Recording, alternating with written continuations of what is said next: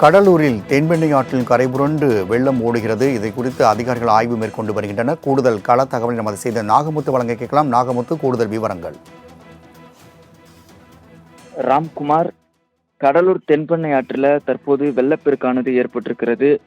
கரைகளை பலப்படுத்தும் பணியும் பொதுமக்களை வெளியேற்றும் பணியிலும் மாவட்ட நிர்வாகம் தொடர்ந்து ஈடுபட்டு வராங்க. இந்த பெஞ்சன் புயல் எதிரொலியாக கடலோர மாவட்டங்கள்ல இரண்டாவது நாளாக கனமழையானது பெய்தது. குறிப்பாக பார்த்தீங்கன்னா கடலூர் மாவட்டம் என்பது ஒரு வடிகால் மாவட்டமாக செயல்பட்டு வருகிறது. திருவண்ணாமலை, விழுப்புரம் ஆகிய மாவட்டங்கள்ல பெய்த மழை நீரானது பார்த்தீங்கன்னா தென்பெண்ணை ஆற்றின் வழியாக கடல்ல கலக்கும். இந்த நிலையில சாத்தனூர் அணையில பார்த்தீங்கன்னா 1,70,000 கன அடி நீரானது திறக்கப்பட்டது. இதனை அடுத்துதான் தென்பெண்ணை ஆற்றில் வெள்ளப்பெருக்கானது ஏற்பட்டிருக்கிறது.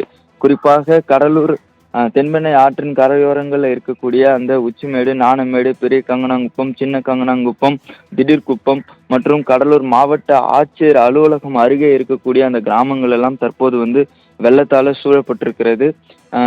தற்போது மாவட்ட ஆட்சியர் சிபி ஆதித்ய செந்தில்குமார் மற்றும் கடலூர் மாவட்டத்திற்கு சிறப்பு அதிகாரியாக நியமிக்கப்பட்டிருக்கிற ககன்தீப் சிங் பேடி மற்றும் சட்டமன்ற உறுப்பினர், மாவட்ட காவல் கண்காணிப்பாளர் ராஜாராம் உள்ளிட்ட அதிகாரிகள் அனைவருமே பார்த்தீங்கன்னா தென்பெண்ணை ஆற்றின் கரையோரங்கள்ல தற்போது அதிக வெள்ளப்பெருக்கு காரணமா கரைகள் உடைத்திருக்கின்றன. அதனை சரி செய்யும் பணியில, அதாவது ஜேசிபி இயந்திரங்கள் மூலமாக அந்த கரைகளை பலப்படுத்தும் பணியும், அந்த உடைப்பு ஏற்பட்ட இடங்கள்ல மணல் மூட்டைகளை வைத்து அடுக்கும் பணியும் தற்போது நடைபெற்று வருகிறது.